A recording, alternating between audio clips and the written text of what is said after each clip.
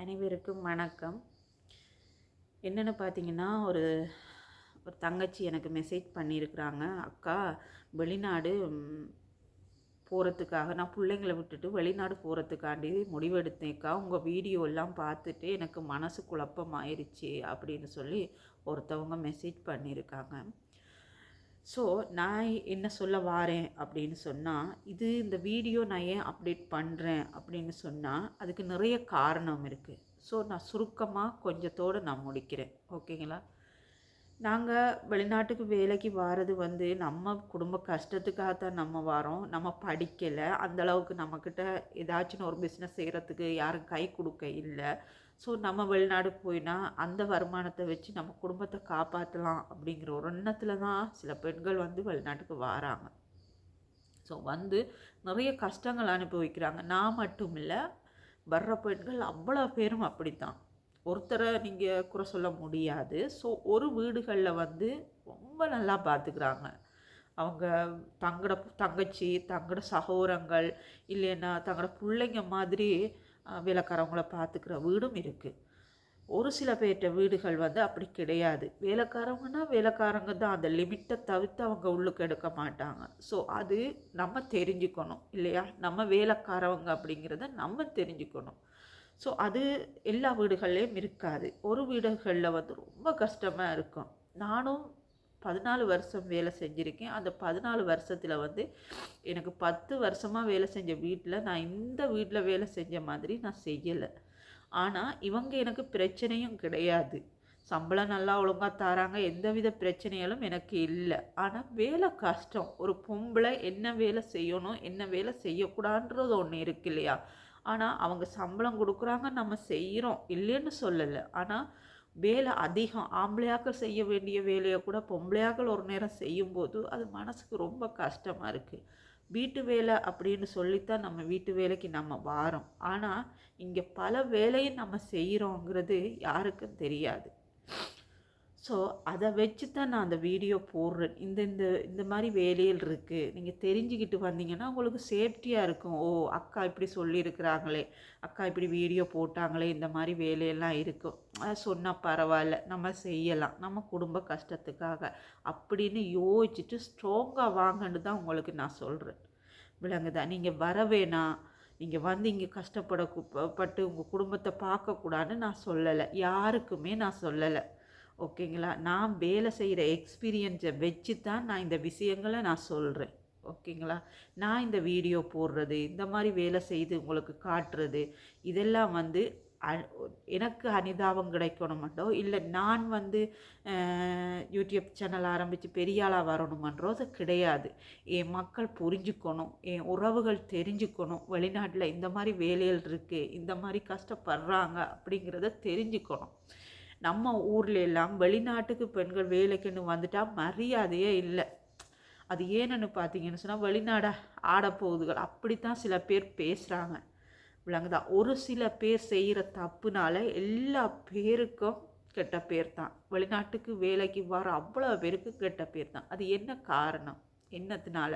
அது ஒரு சில பேர் செய்கிறாங்க தப்பு. புருஷனை ஊரில் விட்டுட்டு இங்கே ஒன்று தேடுறது, இங்கே இருக்கிற ஆம்பளையாக்கள் பொண்டாட்டி அங்கே விட்டுட்டு இன்னொன்று தேடுறது, அது ஒரு சில பேர் இருக்கிறாங்க. ஸோ அதை வச்சு வெளிநாட்டுக்கு வர அவ்வளோ பேரையும் தப்பாக கணக்கு போடுறாங்க ஒரு சில பேர். நம்ம இங்கே என்ன பண்ணுறோம், என்ன செய்கிறோம், எப்படி சாப்பிட்றோம், அதுதான் நம்ம மனசை காயப்படுத்துது. அது நம்ம குடும்பங்களுக்கு தெரியாது. ஏன்னா நம்ம சொல்கிறதில்ல. ஏன்னா சொன்னால் கஷ்டப்படுவாங்களே, கவலைப்படுவாங்களே அப்படின்றதுக்காக நம்ம சொல்கிறதில்ல. ஸோ வெளிநாட்டு வாழ்க்கைன்னா என்ன, எப்படி வாழ்கிறாங்க, நம்ம இங்கேருந்து போகும்போது நல்ல ஷூ அடித்து நல்ல சப்பாத்து போட்டு மேக்கப் பண்ணி நகை நட்டு போட்டுக்கிட்டு நம்ம போகிறோம். ஆனால் அதுக்குள்ளே என்ன கஷ்டம் இருக்குது அப்படிங்கிறத மக்களுக்கு தெரியாது. ஒரு சில பேர் பேசுகிறாங்க அப்படின்னா, வெளிநாட்டுக்கு போயிட்டு வருது அதுகளுக்கு என்ன அப்படிங்கிற மாதிரி பேசுகிறாங்க. ஆனால் வெளிநாட்டுக்கு வர நாங்கள் எப்படி கஷ்டப்படுறோங்கிறத மக்கள் தெரிஞ்சுக்கணும், ஒரு சில பேர் தெரிஞ்சுக்கணும் அப்படிங்கிறது தான் என்னோட நோக்கமே தவிர வேறு எந்த விதமான நோக்கமும் நான் போடலை. என்னென்னு பார்த்தீங்கன்னு சொன்னால், ஒரு சில பேர் எனக்கு எனக்கு கமெண்ட் பண்ணுற அவ்வளோ பேரும் ரொம்ப நல்ல கமெண்ட் தான் நீங்கள் பண்ணுறீங்க. எந்த விதத்துலேயும் எனக்கு தப்பான கமெண்ட் எதுவுமே நீங்கள் போட்டதில்லை. அதுக்கு ரொம்ப தேங்க்ஸ். ஏன்னா நான் பயந்தது அதுதான். வெளிநாட்டு வாழ்க்கைன்னொன்று கூடுதலாக எல்லாட்ட மனசுலையும் வேறு மாதிரி எண்ணங்கள் தான் இருக்கும். ஆனால் நம்ம கஷ்டப்படுறது நமக்கு மட்டும்தான் தெரியும் இல்லையா? அது மக்கள்கிட்ட இருந்து என்ன பதில் வரும், என்ன மாதிரி நம்மளை எடுப்பாங்க அப்படிங்கிற ஒரு கேள்வி எனக்குள்ளே இருந்துச்சு. ஆனால் 1,00,000 தாண்டி வீடியோ பார்க்குறாங்கன்னும் போது எனக்கு நான் இங்கே வேலை செய்கிற கஷ்டமே எனக்கு அதில் தெரியலை. ஏன்னா அவங்களுக்கு அவ்வளோ பிடிச்சிருக்கு என்ன அப்படின்னும் போது இதை விட நான் கஷ்டப்பட்டாலும் பரவாயில்லன்ற மாதிரி எனக்கு தோணுது. ஸோ அது காரணம் ஒன்று இருக்குது. நான் இந்த வீடியோ நான் போடுறது மக்கள் தெரிஞ்சுக்கணும், வரப்போகிற உறவுகள் தெரிஞ்சுக்கணும். இந்த மாதிரி வேலை இருக்குது, இந்த மாதிரி கஷ்டப்படணும், இந்த மாதிரி தான் அவங்க இருப்பாங்க, இந்த மாதிரி தான் சாப்பாடு, இந்த மாதிரி தான் தூக்கம், இப்படி தான் பெண்கள் வாழ்கிறோம் அப்படிங்கிறத நான் ஒரு எடுத்துக்காட்டாக மற்ற உறவுகள் தெரிஞ்சுக்கணும் அப்படிங்கிறதுக்காக தான் நான் இந்த வீடியோவே. என்ன பிரச்சனைன்னு சொன்னால் சில பிள்ளைங்க சின்ன பிள்ளைங்க நீங்கள் பாருங்க, 20 வயசில் கல்யாணம் கட்டி 22 வயசில் நீங்கள் வெளிநாடு பாருங்க, உங்களுக்கு எதுவுமே தெரியுதில்லை. அன்னைக்கு ஒரு புள்ள கேஸ் சிலிண்டரை தூக்க சொல்லியிருக்கிறா. அந்த புள்ள சொல்லுது, எனக்கு தூக்க இல்லாத மிஸ், எனக்கு அடி வயிற்றில் ஆப்ரேஷன் பண்ணியிருக்குண்டு. அப்போ என்னத்துக்கு இங்கே வந்தனே அப்படின்னு கேட்குறாங்க. ஆனால் அது நம்ம ஊரில் தாங்க இறக்கப்படுவாங்க, பொம்பளைங்களுக்கு பொம்பளை இறக்கப்படுவாங்க. ஆனால் இங்கே அப்படி கிடையாது. நம்ம இங்கே வேலைக்காரவங்க தான், வேலை செஞ்சு தான் ஆகணும். அது ஆப்ரேஷன் பண்ணினான்னு நம்ம வருத்தமாக இருந்தான்னு எல்லாருமே நம்ம இங்கே செஞ்சு தான் ஆகணும். அதுகளை உங்களுக்கு வெளிக்காட்டத்தான் நான் இந்த வீடியோக்கள் நான் போடுறது. ஏன்னா இங்கே இதெல்லாம் இருக்குது, இங்கெல்லாம் இப்படி தான் இருப்பாங்க, இப்படி தான் சாப்பாடு தருவாங்க, இப்படி தான் தூக்கம், இப்படி தான் வேலை அப்படிங்கிறத வரப்போகிற உறவுகள் தெரிஞ்சுக்கிட்டு வந்தால் அவங்களுக்கு சேஃப்டியாக இருக்குமே அப்படிங்கிற ஒரு எண்ணத்தில் தான் நான் ஸ்டார்ட் பண்ணினேன் என்னோடய சேனலை. எக்ஸ்பீரியன்ஸ், அதாவது நான் 14 வருஷம் நான் வேலை செய்கிறத வச்சு, அந்த எக்ஸ்பீரியன்ஸை வச்சு என் உறவுகள் இங்கே கஷ்டப்படக்கூடாது, என் உறவுகள் கண்ணீர் விடக்கூடாது அப்படின்ற ஒரு எண்ணத்துக்காக மட்டும்தான் நான் ஆரம்பித்தேன்.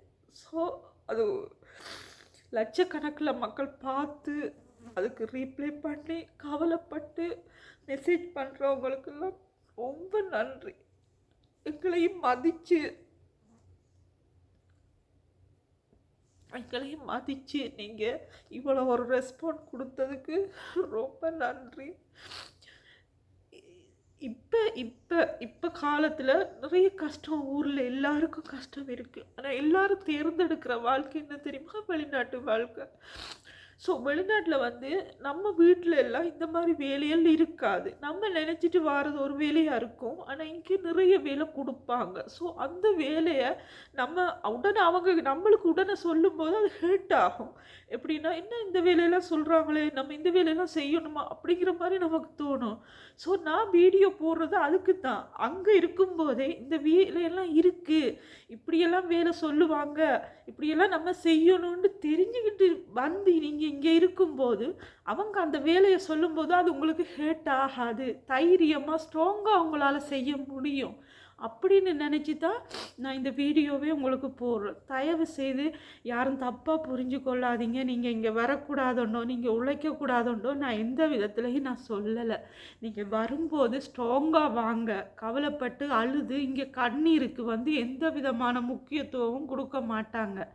ஓகேங்களா? நீங்கள் 2 வருஷம் எக்ரிமெண்ட் பாருங்கன்னா அந்த 2 வருஷமும் எவ்வளவு ஸ்ட்ராங்காக அவங்களால இருக்க முடியுமோ அவ்வளோ ஸ்ட்ராங்காக இருந்துட்டு போங்க. இன்றைக்கி 14 வருஷம் நான் வாழ்கிறேன். 14 வருஷமும் நான் நைட்டில் கண்ணீரோடு தான் நான் தூங்குகிறேன். எந்த வாழ்க்கை அப்படித்தான். அந்த வாழ்க்கை எல்லாருக்கும் இருக்கும். என்ன எல்லாரும் குடும்பத்தை விட்டு தான் நாங்கள் இங்கே வரோம். ஸோ அதை வச்சு தான் உங்களுக்கு நான் தெரியப்படுத்துகிறேன். தயவு செய்து யாருமே வரக்கூடாதுன்னு நான் சொல்லலை. வெளிநாட்டு வாழ்க்கையை நீங்கள் தேர்ந்தெடுக்கக்கூடாதுன்னு சொல்லலை. வெளிநாட்டில் இந்த மாதிரி சட்டங்கள் இருக்குது.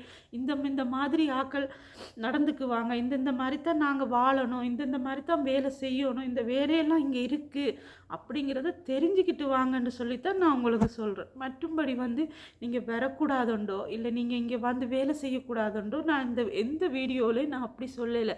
என் உறவுகளுக்கு தெரியப்படுத்துங்க, கமெண்ட் பண்ணுங்கள், ஷேர் பண்ணுங்கள், சப்ஸ்கிரைப் பண்ணுங்கன்னு சொல்கிறதுக்கு காரணமே என் உறவுகள் தெரிஞ்சுக்கணும். இந்த மாதிரி வெளிநாட்டில் இப்படியெல்லாம் இருக்குங்கிறத புரிஞ்சுக்கணும், புரிஞ்சுக்கிட்டு வரணும். வந்துட்டு இங்கே கஷ்டப்படக்கூடாது, வந்துட்டு இங்கே அழக்கூடாது அப்படிங்கிற ஒரு எண்ணம் தான் எனக்குள்ளே இருந்துச்சே தவிர வேறு நீங்கள் இங்கே வரக்கூடாதுன்ற எந்த எண்ணமும் எனக்கு இல்லை. தயவு செய்து யாருமே வீடியோவை பார்த்துட்டு அக்கா உங்கள் வீடியோவை பார்த்துட்டு நான் வரணும்னு இருந்தேன்க்கா வெளிநாடு வர முடியலைன்னா அப்படி முடிவெடுக்காதீங்க. நான் போடுறது நீங்கள் ஸ்ட்ராங்காக வாங்க. இவ்வளோ வேலை இங்கே இருக்குன்றதை நினச்சி ஸ்ட்ராங்காக வாங்க. ஸ்ட்ராங்காக வந்து வேலை செய்துட்டு போங்க. அழுதுகிட்டு நீங்கள் இருந்தீங்கன்னு சொன்னால் கண்ணீருக்கு இங்கே எந்த விதமான முக்கியத்துவமும் கொடுக்க மாட்டாங்க.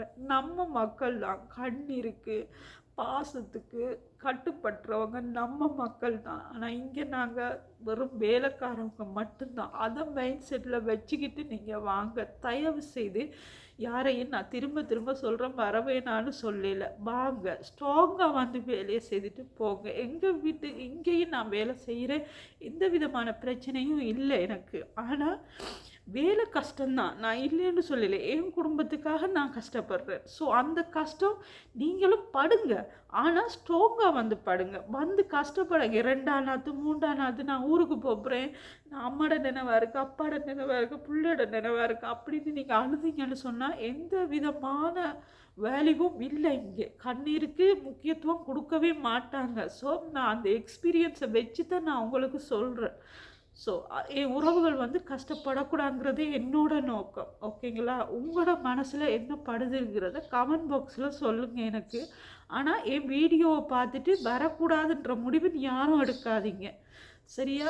ஏன் நான் இதுகளை சொல்கிறேன்னா, வீடியோ நான் ஒவ்வொரு போடுறேன்னு சொன்னால் சில ஆண்கள் குடிச்சிட்டு பொண்டாட்டி மாதிரி இங்கே காசு அனுப்பும்போது அங்கே குடிச்சிட்டு சுதிப் பண்ணுறாங்க. அவங்களுக்கு பொண்டாட்டி எவ்வளோ கஷ்டப்படுதுன்றது தெரிகிறதில்ல.